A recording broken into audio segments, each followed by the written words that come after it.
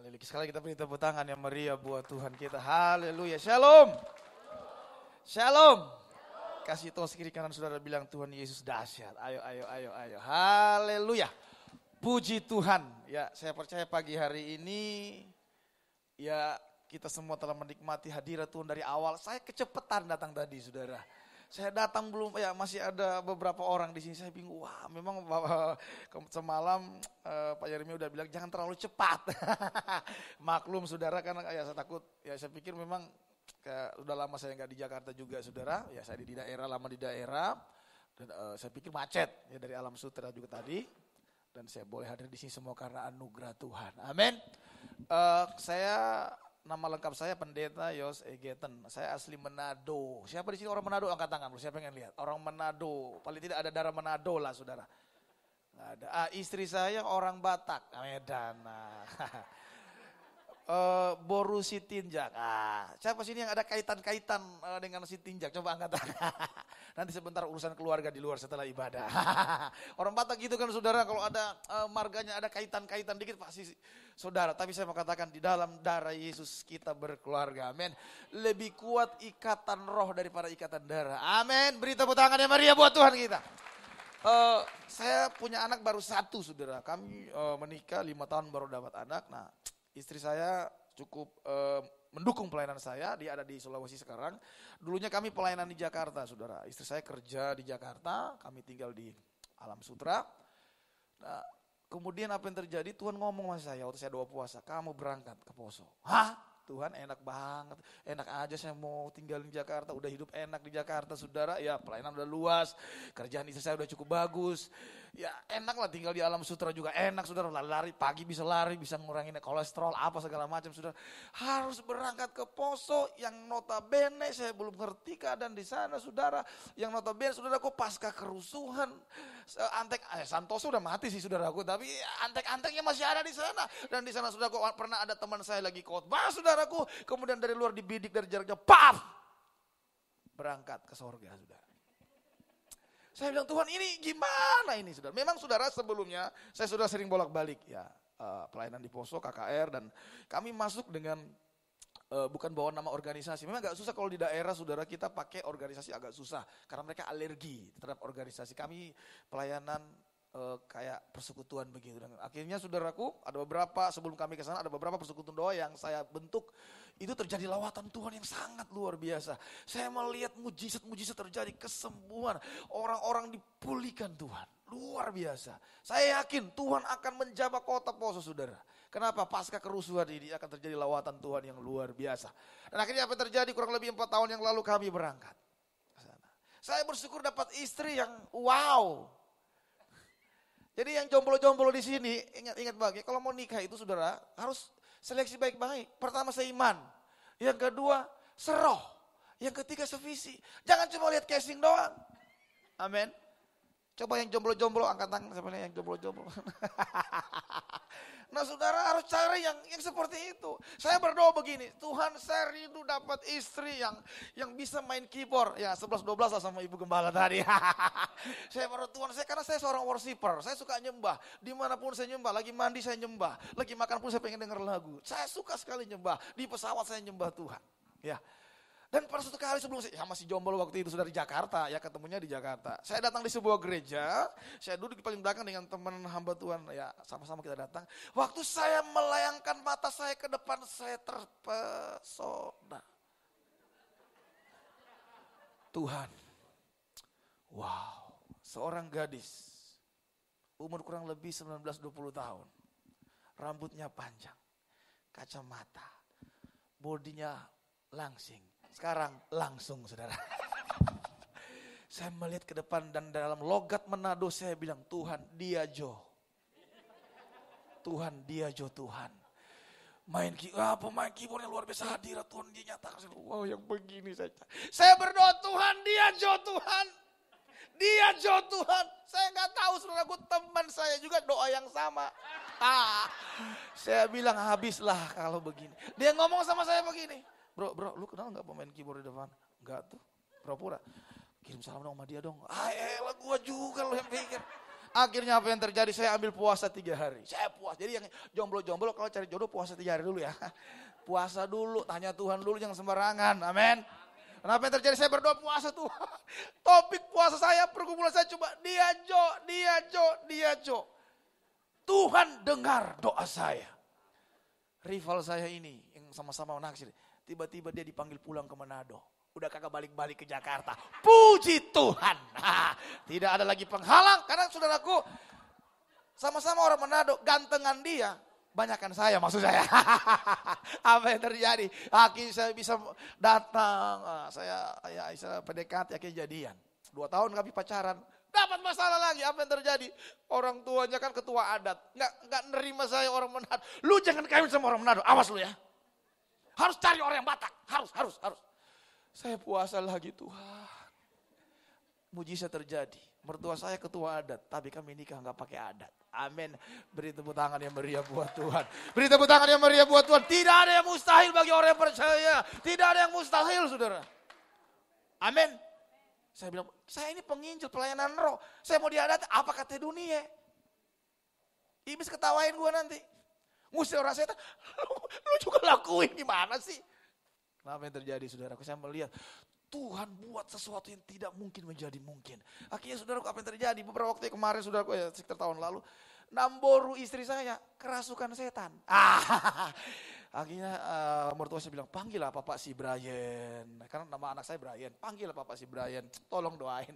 Nah kita kan saudaraku ya, agak-agak apa orang Batak kan megang-megang kepala orang ya kan. Apalagi termasuk hitungan orang tua ya. Kita mau doain ya kan. Kalau nggak didoain ya udah gue pulang. Akhirnya aku ngomong dalam nama Yesus. Lepas. Sadar. Akhirnya saudaraku satu keluarga bilang begini. Aduh kalau gitu kita setiap bulan bikin dong ibadah keluarga. Nanti Bapak si Brian yang pimpin. Wah luar biasa apa yang terjadi saudara. Waktu ibadah keluarga. Saya tumpang tangan sama mertua saya. Inang, amang segala macam. Saya tumpang tangan.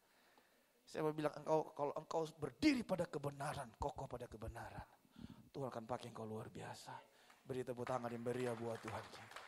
Nah saudara sekarang sedang terjadi lawatan di kota Poso saudara. Jadi pada waktu kerusuhan dulu. Orang-orang Kristen yang ada di kota Poso ini mereka pada mengungsi ke kota kecil namanya Tentena. Jadi Poso dengan Tentena itu seperti Jakarta dengan Bogor. Jadi di Tentena ini terpusat semua orang Kristen hadir semua di situ. Dan Tuhan perintahkan saya ke sana untuk memulihkan. Karena pada waktu kerusuhan dulu saudara, saya survei, saya lihat di sana, kerusuhan dulu kurang lebih 75% orang Kristen, anak-anak muda telah dimandiin dukun. Untuk berperang. Supaya kebal. Dan ini yang sedang terjadi manifestasi rohnya dalam kehidupan anak-anak muda ini. Wah saya melihat orang makin jauh dari Tuhan. Opo-opo dukun masuk ke dalam gereja. Dan akhirnya kami melihat hari-hari sedang terjadi lawatan Tuhan di sana. Orang-orang mulai dibaptis. Saya kalau ngomong itu orang yang dibaptis begitu banyak. Bahkan ada 1 bulan itu kami tiap hari baptis orang saudara. Itu bukan karena kami memang sedang terjadi kegerakan yang besar. Amin. Dan kami buka pos-pos PI. Strateginya seperti kami tidak pakai organisasi. Bawa persekutuan.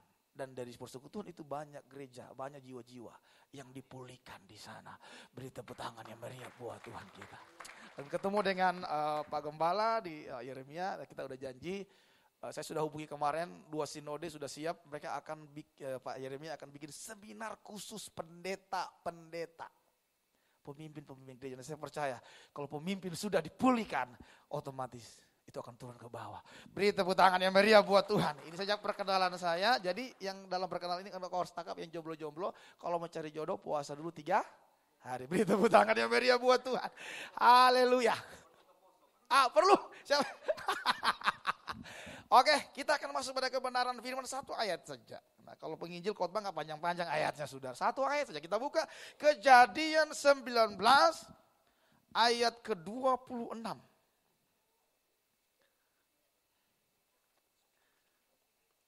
Kejadian pasal 19 ayat yang ke-26. Hari Senin saya akan berangkat, besok saya berangkat lagi ke Poso saudaraku. Dan itu sudah terjadwal untuk KKR di beberapa tempat di daerah Poso. Saya harus bergerak lagi, ada beberapa persekutuan doa yang akan resmi saya akan buka lagi saudaraku. Tadi kemarin mereka sudah bertelepon, Pak cepat datang kami mau dibuka ini. Kami sudah haus dan lapar akan Tuhan. Wow luar biasa. Di sini bagaimana? Lapar enggak saudara dan haus akan Tuhan enggak? Amin. Di sana mereka kalau ibadah sudah, ya yang tadi belum seberapa mereka. Kalau kita masuk ke pedalaman, ada satu daerah namanya Desa Badak Rampi, itu kalau mau jalan kaki itu bisa 3 hari 3 malam. Gak bisa naik mobil, harus jalan kaki di hutan. Saudara, nah itu wah, luar biasa saudaraku. Dan itu kalau mereka bawa ibadah, kalau cuma pakai ini musik lengkap, mereka cuma pakai gitar kecil yang juk. Itu yang cuma 3 tali. Duk, itu pujian sampai mereka naik di kursi saudara, lompat-lompat di atas kursi. Saya bilang, wow, luar biasa.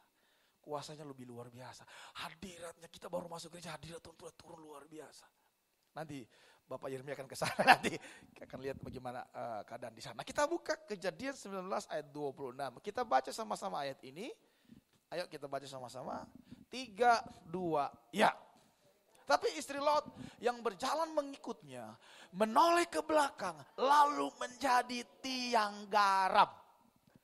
Istri Lot yang berjalan mengikutinya, menoleh ke belakang lalu menjadi tiang garam. Nah, istri Lot sebenarnya sudah keluar dari Sodom dan Gomora. Dia sudah keluar dari apa yang namanya zona penghukuman. Sebenarnya istri Lot tidak perlu binasa. Istri Lot tidak perlu jadi tiang garam. Dia sudah keluar, sudah keluar dari zona penghukumannya Tuhan. Tetapi hanya karena satu tolehan, habis, gagal, sia-sia semuanya, sia-sia. Saya yakin saudaraku, Tuhan bukan lihat masalah tolehan secara fisik. Tuhan lebih tertarik melihat apa yang menggerakkan istri Lot untuk melihat ke belakang. Apa yang menggerakkan dia, yang memotivasi dia untuk melihat ke belakang. Kalau cuma tolehan secara fisik, ya cuma gini doang udah enggak. Tetapi Tuhan lebih tertarik. Apa yang menyebabkan, menggerakkan istri Lot untuk menoleh ke belakang. Hari ini saudara, Anda sudah diselamatkan Tuhan. Saudara sudah selamat, dibaptis. Sudah ada yang sudah dibaptis Roh Kudus pun saudaraku. Tema pagi ini, saya mau sampaikan tentang garis akhir yang menentukan. Garis akhir yang menentukan. Amin. Saya berdoa supaya kita yang hadir pada saat siang hari ini, kita bisa mengakhiri garis akhir kita dengan baik. Seandainya siang hari ini sebentar ini jam berapa? Jam 11, sebentar jam 12 atau jam 1 lah. Tiba-tiba Tuhan Yesus datang, pengangkatan. Siapa yang yakin dia terangkat? Angkat. Cuma yang lain. Sekali lagi saya tanya. Seandainya, seumpamanya sebentar jam 1 siang. Tiba-tiba Bapak menyuruh malaikat tiup trompet. Tiup trompet. Pengangkatan. Tet, kayak tadi. Tet. Siapa yang yakin dia pasti terangkat? Woi. Kalau masih ada kekecewaan dalam hati saudara, ketinggalan. Kalau masih ada kepahitan dalam hati, engkau pasti ketinggalan saudara. Kalau engkau masih suka merokok, diam-diam di sana, nggak kelihatan gembala, pasti ketinggalan. Engkau masih suka nonton porno, pas pengangkat, pasti ketinggalan, itu pasti ketinggalan saudara. Amin. Amin. Kalau penginjil khotbah kayak begini saudara. Amin. Kalau masih ada iri hati, dengki di hati kita. Anda pikir mungkin, Pak Pendeta saya kan gak berzina, saya kan gak membunuh. Hei, kalau engkau hidup di dalam dosa apapun, suka ngomongin kesalahan orang, suka ngelihat selumbar di mata orang, pasti engkau gak akan terangkat. Hari ini bukan waktunya kita lagi lihat selumbar di mata orang lain. Bilang kiri kanan saudara, jangan lihat selumbar di mata orang lain. Bilang. Bilang begini lagi, keluarin balok di matamu. Amin. Ini waktunya saudara kita benahi diri. Sudah tidak ada waktu lagi kita mengurusin orang saudara. Waktunya kita benahi Tuhan, gue ini udah bener loh. Saya semakin harus melayani Tuhan. Tuhan gue ini udah bener loh. Tuhan beresin aku dulu Tuhan. Jangan kita yang ngomong, kita yang ketinggalan. Kayak calo-calo tuh saudara. Grogol, udah berangkat dia ketinggalan ya. Kalau engkau tidak bisa mengampuni mertuamu, Engkau tidak bisa mengampuni. Engkau masih ingat-ingat kesalahan suamimu yang 2 tahun lalu. Masih ingat SMS-SMS yang nyasar ke HP suamimu 2 tahun lalu. Saya mau bilang kau pasti tidak akan terangkat. Amin. Beri tepuk tangan yang meriah buat Tuhan. Hari ini saya bilang tentang apa? Garis akhir yang menentukan. Kalau engkau masih tidak bisa mengampuni anak mantumu, engkau tidak bisa mengampuni saudaramu hari ini, pulang gereja, SMS, maafkan saya yang salah. Ayo kita praktekkan. Salamin kiri kanan bilang gini, maafkan saya yang salah, maafkan saya yang salah, maafkan saya yang salah. Maafkan Pak, saya yang salah. Kayaknya saudaraku, enak ngomongnya ya saudara. Enak gak ngomongnya? Enak gak? Tapi sulit diucapin. Sederhana, saya yang salah. Ayo kita katakan sama-sama. 3, 2, ya. Enak ngomongnya, tapi coba praktekin. Sakitnya tuh di mana saudara? Saya ngomongin karena saya udah praktekin. Di daerah Tentena, satu hamba Tuhan fitnah saya. Disebarin ke seluruh kota. Ada siapa yang pernah difitnah? Angkat tangan, coba saya pengen lihat. Sakit gak? Sakit gak? Sakitnya di mana?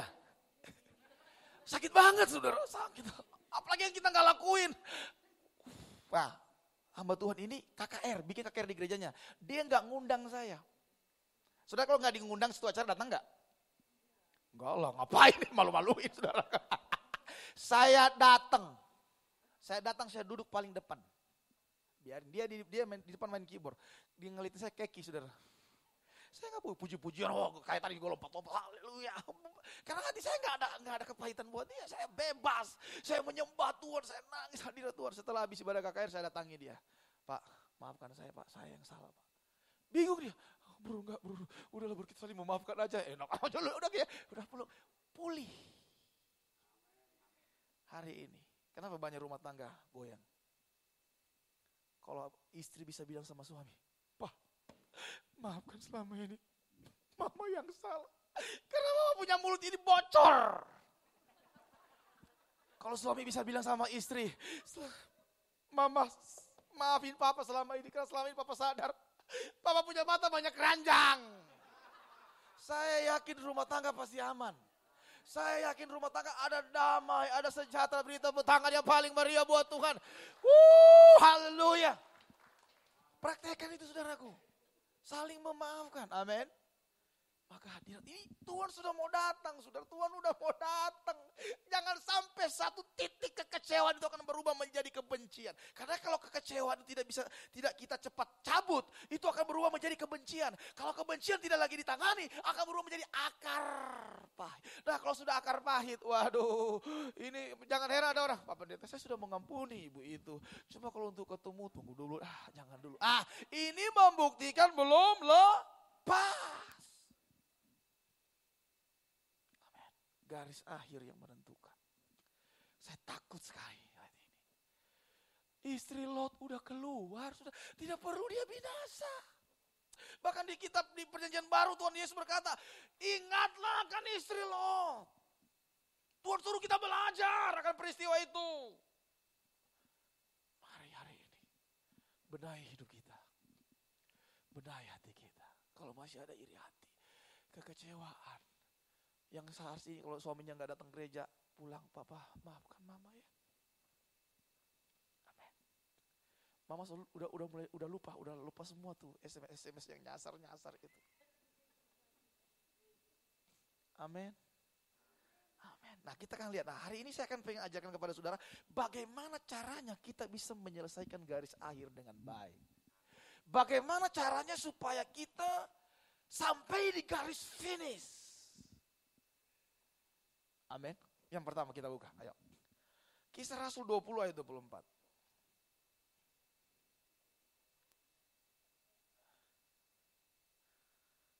Kisah Rasul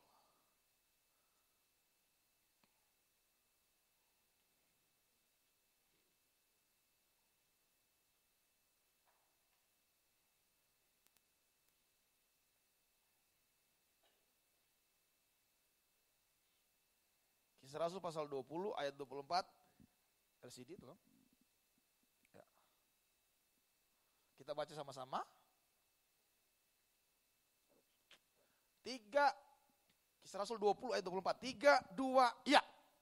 Tetapi aku tidak menghiraukan nyawaku sedikit pun, asal saja aku dapat mencapai garis akhir dan menyelesaikan pelayanan yang ditugaskan oleh Tuhan Yesus kepadaku untuk memberi kesaksian tentang Injil kasih karunia Allah. Nah saudara, yang pertama yang harus ada pada kita bagaimana supaya kita bisa menyelesaikan garis akhir dengan baik. Yang pertama Alkitab berkata, tetapi aku tidak menghiraukan nyawaku. Ini bicara tentang apa? Sikap hati yang penuh pengorbanan kepada Tuhan. Kalau kau memiliki hati seperti ini, siap berkorban apapun, bahkan nyawa sekalipun, kau bisa akan menyelesaikan setiap tugas yang Tuhan percayakan dalam hidup saudara. Ketika saudaraku, Tuhan ngomong ke saya, Tuhan, gimana Tuhan? Saya mau berangkat ke Sulawesi, ini emang enak saudara. Karena kami itu sempat dua kali balik ke sana, terus kita balik lagi. 4 tahun lalu Tuhan bicara lagi kepada saya untuk balik lagi. Nah untuk kami pergi pertama saudaraku, istri saya itu kerja di Hotel Ritz-Carlton. Dia sebagai karyawan di situ, klien tetap. Nah, lumayan dah saudaraku, saya pelayanan full, dia juga kerja, saling membackup. Apa yang terjadi? Tuhan suruh keluar, pergi.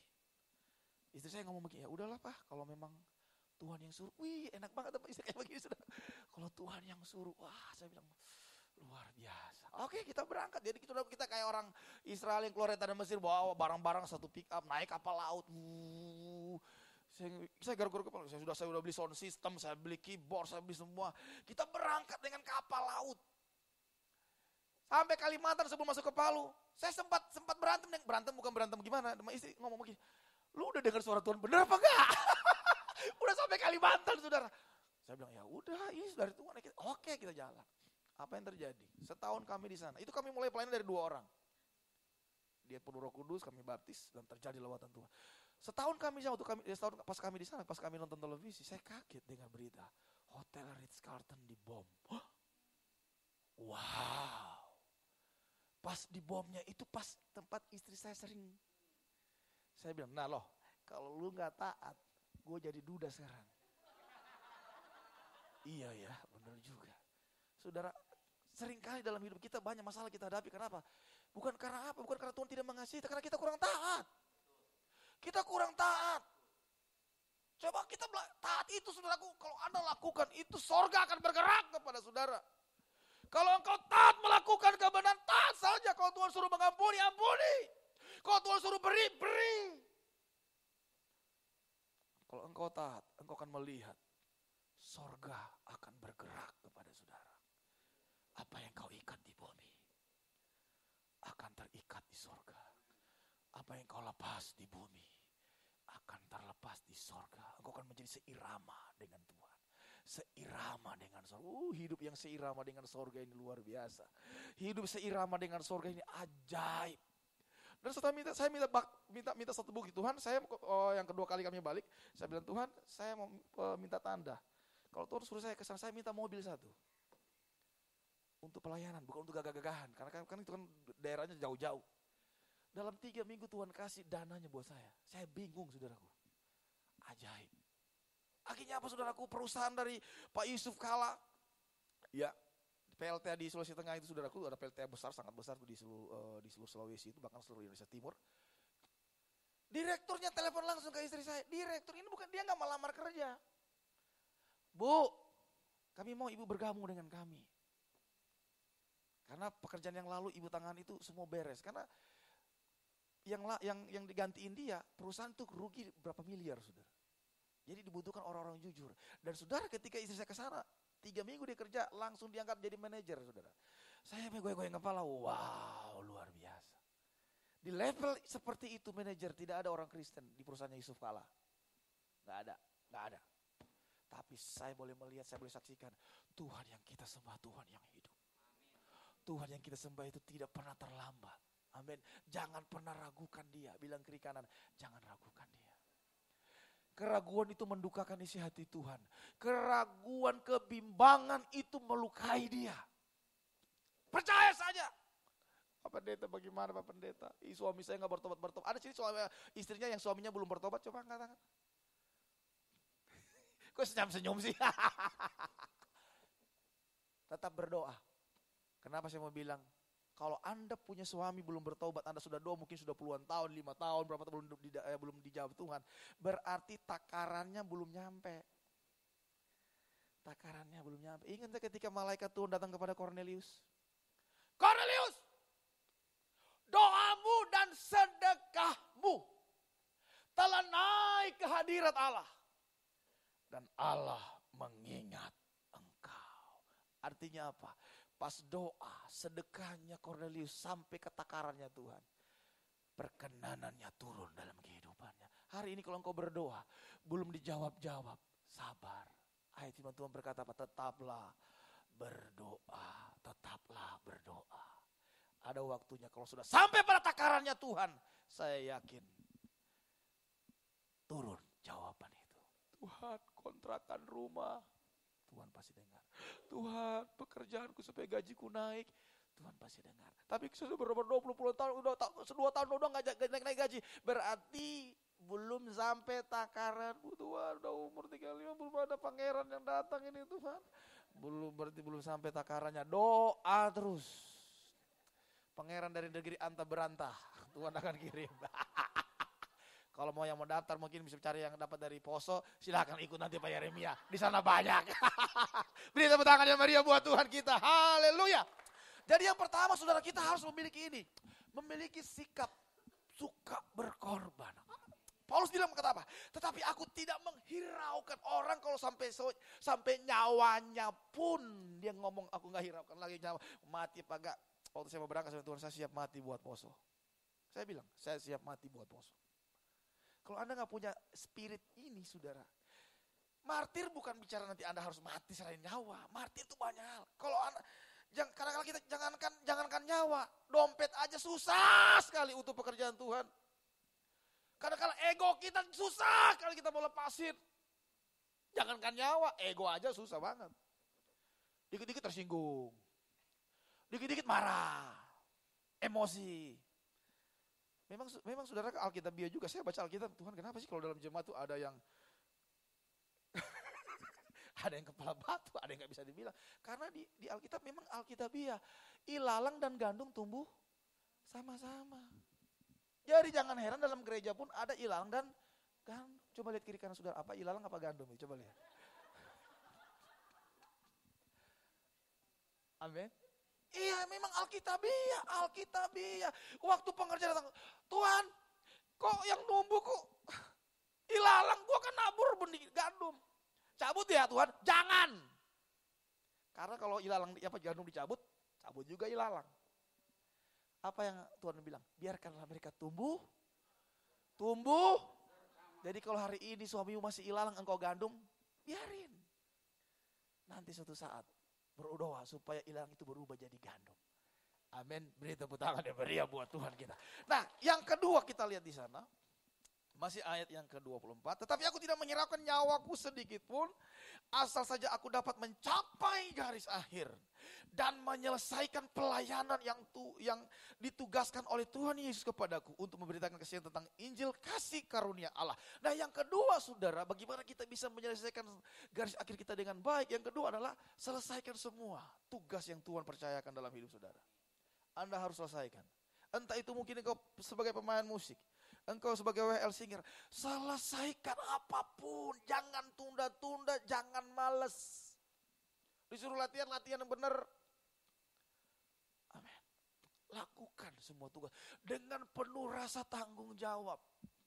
Bukan untuk supaya orang lihat kita lebih rohani daripada orang lain, bukan itu tujuannya saudara. Lakukan. Sebagai seorang ibu rumah tangga, mungkin tugasmu sebagai ibu rumah tangga saja. Layani, masak yang benar, jangan kebanyakan garam. Iya, layani benar. Engkau sebagai suami di kantor, kerja yang benar. Jam 8, jam 9 masuk, jangan masuk jam 12. Semua kita akan dituntut nanti pada waktunya. Amin. Lakukan. segala tugas yang telah diberikan kepada kita dengan baik. Nah, level kita sebagai hamba Tuhan beda lagi saudaraku. Ya, kemarin saya dari Surabaya pelayanan ke Kediri, kita layani orang muslim di jalan, saudara. Ada satu saya layani saudaraku, dia satu bapak yang punya perusahaan, direktur sebuah perusahaan, dan rumahnya begitu besar dan begitu banyak patung-patung kejawen di dalam. Saya melihat, wah mobilnya Hammer segala macam, wah banyak banget. Waktu kami lewat tiba-tiba Roh Kudus bilang, kamu masuk ke dalam.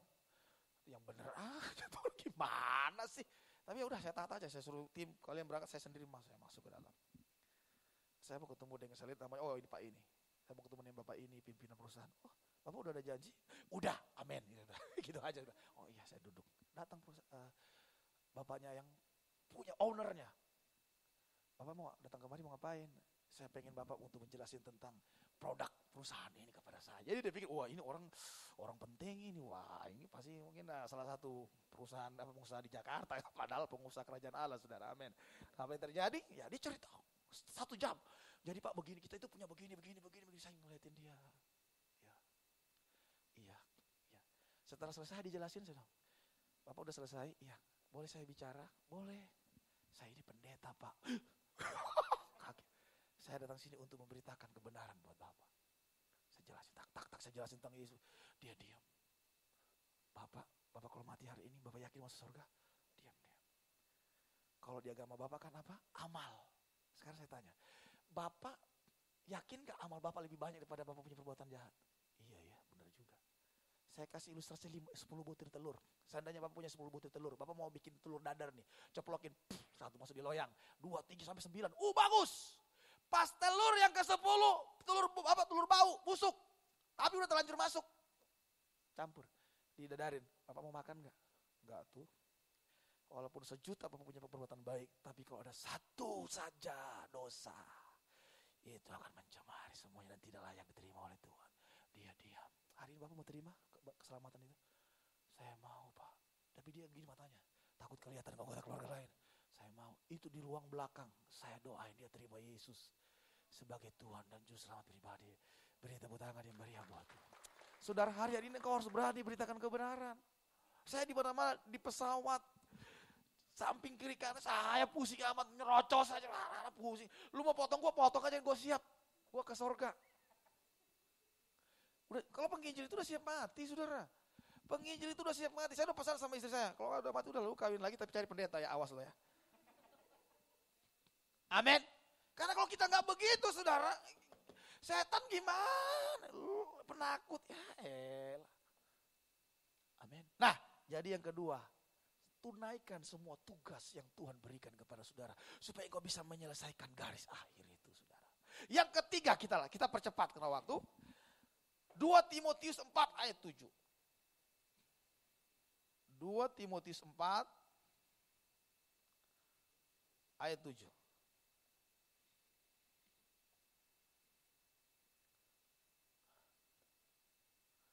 Ya, kita baca sama-sama 2 Timotius 4 ayat 7. 3, 2, ya. Aku telah mengakhiri pertandingan yang baik. Aku telah mencapai garis akhir. Dan aku telah memelihara iman.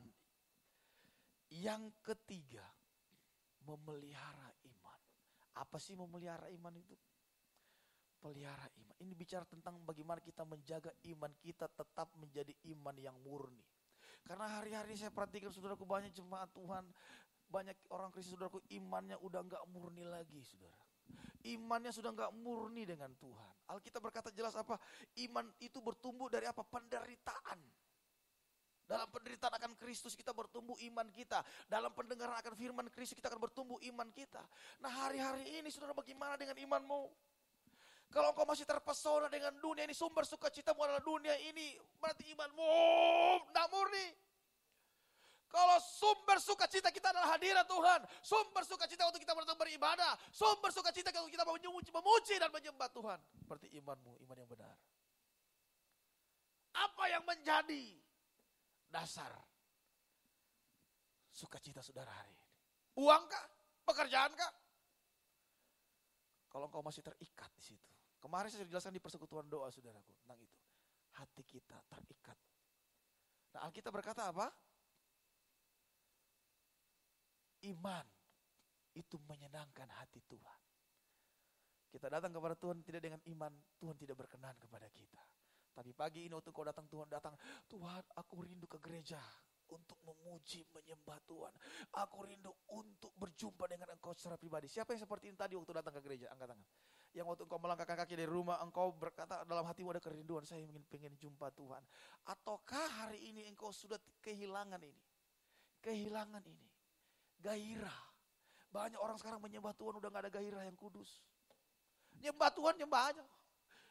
Di belakang mungkin, WL-nya lama banget sih. Orang di depan udah, dia di belakang cuma kayak gini. Minggu depan gak mau lagi ke sini, malas. Engkau harus menyembah Tuhan. Dari sini kita gak bisa rekayasa, gak bisa. Engkau harus menyembah Tuhan dengan kerinduan. Ini iman yang murni, saudara. Iman seperti Sadrak, Mesak, dan Abednego. Ini yang jarang hari-hari ini. Iman yang berkata, walaupun Tuhan yang kami sembah tidak menolong kami saat ini, kami tetap tidak mau menyembah patung buatan raja. Ini iman yang jarang kita dapatkan. Saya sampai, Tuhan tolong berikan aku iman seperti itu. Walaupun kondisi dalam pelayanan yang morat-marit, kondisi yang seharusnya kami pergi pelayan dengan begitu banyak. Kadang saya tidur di jalan, tidur di atas tanah, tidur di hutan, saudaraku. Minum air lumpur. Saya harus pergi memberitakan Injil. Anda harus punya iman seperti ini untuk menyenangkan hati Tuhan. Hari ini bagaimanakah sikap iman saudara?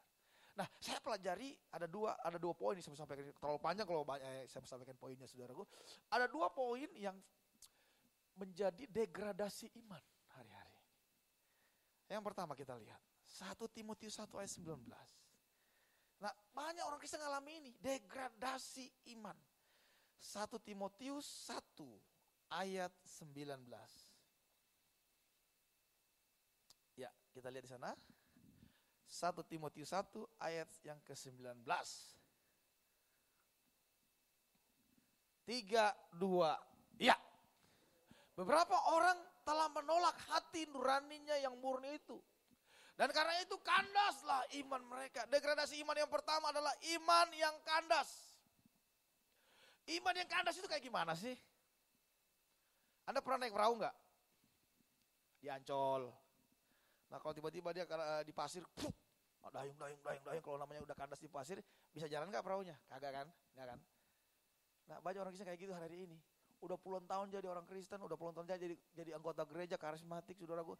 Tapi gak maju-maju, sedangkan berdoa Bapak kami gak tahu. Anaknya datang, Papa, tolong dong jelasin itu Daud dan Goliat bagaimana sih? Aduh, Papa gak tahu, tanya mama. Ini gimana saudara? Saya berdoa supaya jemaat di sini tidak ada yang kandas imannya. Semua iman maju. Nah, apa yang menyebabkan iman kandas? Kita sudah bilang, kita lihat di sana. Beberapa orang telah menolak hati nuraninya yang murni. Ini maksudnya apa sih? Kalau Anda menolak hati nurani yang murni itu iman saudara kandas. Maksudnya apa ayat ini? Menolak hati nurani yang murni. Saya percaya semua kita manusia ada namanya hati nurani. Amin. Kalau sudah Anda gak punya hati nurani, keterlaluan saudara. Dan di dalam hati nurani inilah Tuhan tuh banyak kali ngomong. Bisa katakan amin. Alkitab berkata dalam kitab Amsal, ya di sana dikatakan kitab Amsal, roh manusia adalah apa? Pelita Tuhan. Jadi saudara maksudnya begini. Ketika Tuhan bicara di hati saudara, Tuhan bicarakan nurani saudara, dan kemudian Anda menolaknya, lama-kelamaan imanmu akan kandas. Seperti saya bilang tadi, engkau terus menolak suara itu hati nurani. Saudara, pernah gak saudara ada di hati saudara bicara begini? Udahlah, ampunilah dia. Ada gak begitu? Pernah gak ada yang ngomong gitu di hati saudara? Udahlah, masalah yang kecil jangan dibesarin. Benar gak? Udahlah, ampunilah suamimu. Benar gak? Ada kan yang bicara gitu di hati saudara? Itu bukan suara sibolis, saudara. Itu suara Roh Kudus. Tidak mungkin setan mau suruh mengampuni orang. Kagak mungkin. Pernah gak ada suara bicara di hati begini? Berilah, dukunglah pekerjaan Tuhan di tempat ini. Kadang-kadang kita, makin lama kita tidak mengikuti suara Tuhan itu, lama-lama jadi bebal. Nah bahaya sudah kalau sampai bebal, kita nggak pakai lagi. Lama-lama iman kita kandas. Nah banyak orang kayak gini. Tuh pendeta ngomongnya keras banget lah. Dia menolak suara Tuhan itu. Memang hari ini saudara makan rica-rica, saudaraku. Hari ini makanannya rica-rica. Minggu depan mungkin yang es krim, tapi hari ini rica-rica aja, gak apa-apa lah. Makanan Manado, ya kan. RW plus rica-rica. Gak apa-apa. Terkadang kita, saudaraku, hanya perkataan orang lain, perkataan yang dikit-dikit kita udah tersinggungnya minta ampun.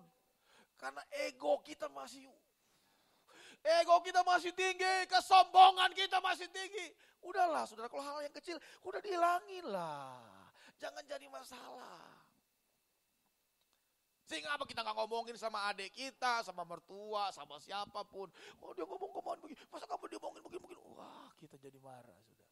Itu membuktikan iman saudara kandas.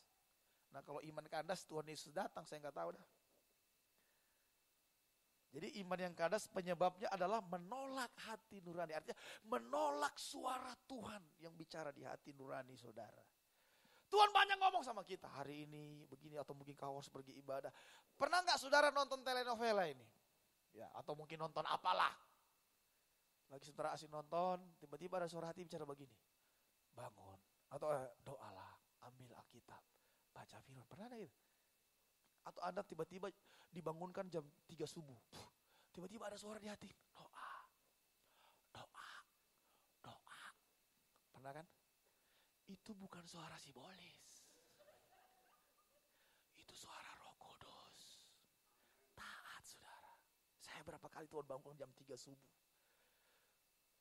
Terkadang kita kan pakai alarm. Matiin. Tidur lagi. Kalau kita belajar, saya bilang kalau Anda belajar terus peka, taat lakukan. Bangun. Dari hal yang kecil, doa bangun pagi. Walaupun capek, walaupun mungkin Anda cuma bisa doa 5 menit, gak apa-apa. Yang penting taat. Tuhan tahu engkau capek, mungkin kemarin hari sebelumnya engkau tidak tidur benar. Tuhan tahu yang Tuhan mau lihat itu apa? Ketaatan. Saya yakin kalau engkau taat, lama-kelamaan rohmu semakin tajam, rohmu semakin mengerti. Oh, saudara, karena kita kan begitu, saudara jemaat. Urusan mendengar suara Tuhan itu kan bukan urusan saya, Pak Pendeta. Itu kan urusan hamba Tuhan, urusan pendoa-pendoa. Gua kan jemaat biasa.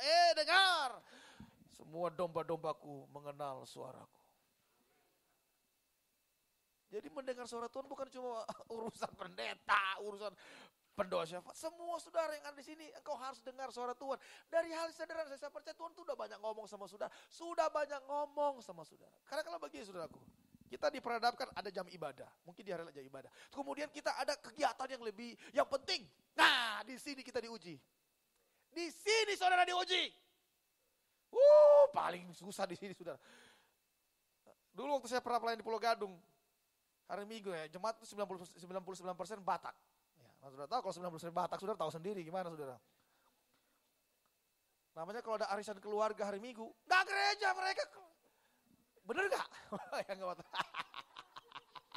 Nah saya saudaraku, waktu saya khotbah, saya ngeliat ke depan, kan gereja itu kan ada jalan. Saya ngeliat, ya darah Yesus. Mereka keluar, tuk, lewat. Kemana mereka ini? Urusan keluarga. Kalau Anda lebih memilih hal-hal yang begituan, bagaimana kasihmu dengan Tuhan? Jangan cuma karena bisa kan kita tunda.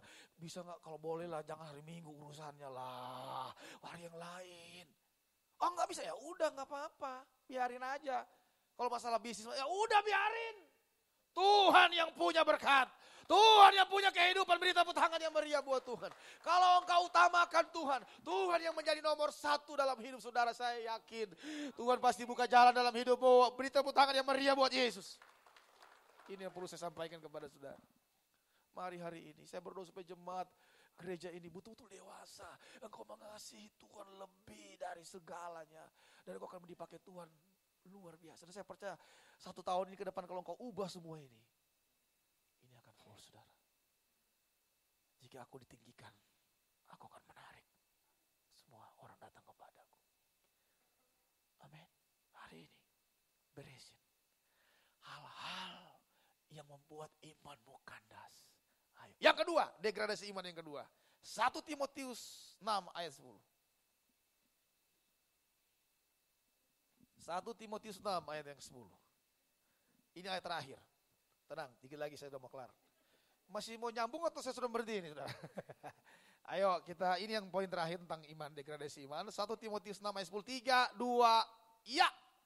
Karena akar segala kejahatan adalah cinta uang. Nah ini dia. Terus, sebab oleh memburu uang lah, beberapa orang telah menyimpang dari iman dan menyiksa dirinya dengan berbagai-bagai duka. Tadi degradasi iman yang pertama adalah iman yang kandas.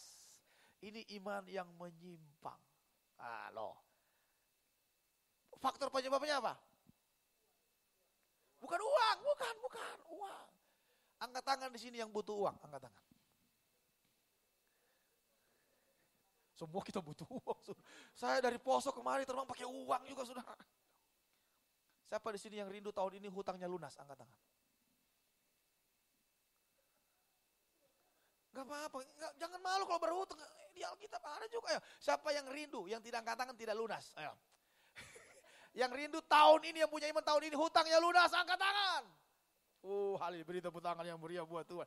Kayak gak percaya aja saudara. Di Alkitab ada cerita firman Tuhan. Bagaimana Tuhan melunasi hutang seorang janda. Suaminya hamba Tuhan. Amin. Iya. Suaminya hamba Tuhan. Nabi mati ninggalin hutang. Bayangin Alkitab berkata apa? Ketika berjumpa dengan Elia, saudaraku, Elia.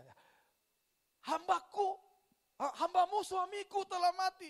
Dia hidup soleh. Bayangin hamba Tuhan hidup soleh. Nabi hidup benar. Mati ninggalin hutang. Berarti hamba Tuhan juga banyak masalah. Jadi jangan terlalu banyak merepotkan Pak Gembala, saudara. Pak Gembala juga banyak masalah, saudaraku. Topang beliau, amin. Karena kita juga seperti itu, saudaraku. Dan saya mau katakan, mujizat Tuhan lah yang menyelesaikan hutang daripada janda itu. Dan saya mau katakan kepada saudara, jangan izinkan cinta akan uang. Ini membuat saudara, iman saudara menyimpang dari kebenaran. Menyimpang itu kayak gimana sih Pak Pendeta? Menyimpang itu saudara seperti ini. Ini garis lurus ke depannya saudaraku. Kita mau jalan. 1 derajat aja kita nyerong kiri. 1 derajat aja. Itu dalam jarak tertentu itu udah jauh sekali. Nah banyak orang hari-hari ini tanpa sadar imannya udah menyimpang. Banyak jemaat Tuhan dengan sadar imannya sudah menyimpang, sudah lari dari kebenaran. Sudah lari daripada apa yang Tuhan mau. Faktor pemicunya apa? Cinta akan uang. Cinta akan harta. Banyak orang Kristen saya lihat. Cuma gara-gara harta warisan. Berantem kakak adik. Cuma gara-gara harta warisan. Berkelahi. Adik saya saudara. Adik saya dia pegawai di satu kelurahan di daerah Sulawesi Utara saudara. Itu saudaraku. Dia menangani satu masalah. Cuma gara-gara pohon durian. Kakak adik udah angkat parang, potong-potongan. Waktu papa masih hidup. Papa bilang ini pohon durian ini milik saya. Oh tidak. Papa bilang kita punya. Lokat Manado saudara. Nyanda, ini milik saya. Wah, angkat parang. Wah. Cuma gara-gara harta warisan. Sekarang juga banyak cuma gara-gara uang saudara. Hamba Tuhan jatuh gara-gara uang. Saya tertarik sekali dengan apa yang Petrus ngomong. Emas dan perak tidak ada padaku. Tetapi apa yang kupunyai kuberikan kepadamu. Demi nama Yesus berjalanlah. Saya bimbang dan ragu. Kita hamba Tuhan tidak memiliki apa yang Petrus miliki hari-hari ini. Sekarang mungkin kita banyak emas dan perak. Tapi kita tidak memiliki apa yang Petrus punya. Amin. Dan inilah yang harus saya minta kepada Tuhan untuk pergi ke poso. Emas dan perak tidak ada padaku Tuhan. Tapi apa yang Petrus punyai, itu yang aku harus bawa ke sana. Saya sudah melihat dengan mata kepala sendiri orang lumpuh jalan. Penyakit AIDS disembuhkan. Saya melihat dengan mata kepala sendiri saudaraku. Mujizat terjadi. Dan mujizat yang terbesar adalah keselamatan jiwa-jiwa. Saya begitu terharu sekali kalau saya lihat seorang pembunuh di Ambon saya layani. Seorang pembunuh waktu kerusuhan banyak orang dia bunuh, ribuan dia bunuh, sudah dia potong lehernya. Hari itu dalam pelayanan saya lihat dia meraung-raung di bawah kaki Tuhan. Tuhan ampun dosa-dosa. Saya ngelihat itu sudah seperti saya melihat emas dan berlian. Wow. Dan saya percaya Pak Yeremia juga mengalami di mana dalam pelayanan. Satu sukacita Pak Yeremia bahkan kami hamba Tuhan ketika melihat jiwa-jiwa itu berjumpa dengan Tuhan, saudara. Berbanggalah saudara punya gereja yang punya visi misioner saudara, misi. Berbangga, dukung saudara ini, dukung. Karena hati Tuhan adalah hati misi. Itu hati Tuhan. Siang hari ini saya tidak panjang lebar, tundukkan kepala saudara. Oh Ramasikara, saya rasakan hadirat Tuhan ada di sini. Kiralah Pasikara, Bapa ini kami dengan segala kelemahan dan kekurangan kami. Kami datang kepadamu Tuhan, kami datang kepadamu Tuhan. Kiralah Pasikara. Mari tundukkan kepala saudara. Hari ini kalau engkau masih simpan kekecewaan kepada seseorang, dengar baik saudara. Lepaskan itu. Lepaskan itu saudara. Kalau engkau masih simpan hal-hal yang mengganjal di hati saudara, lepaskan siang hari ini. Saya percaya kuasa Tuhan akan turun dalam hidupmu siang hari ini. Kalau engkau mungkin sudah mulai kehilangan kasih yang mula-mula, datang kepada Tuhan dan berkata, pulihkan aku siang hari. Semua tidak ada yang buka mata, tutup mata. Mulai bangun hubungan dengan Roh Kudus. Kalau hari ini kau sudah mulai kehilangan jam-jam doa, jam-jam baca Alkitab, datang lagi dan minta Tuhan pulihkan kembali. Kita tidak bisa main-main lagi hari-hari ini. Tidak bisa lagi kita main-main saudara. Kita harus lebih sungguh-sungguh dengan Tuhan. Ya silakan Roh Kudus, silakan Tuhan. Hamba berdoa pengurapan-Mu turun di tempat ini. Harapan Tuhan turun di tempat ini.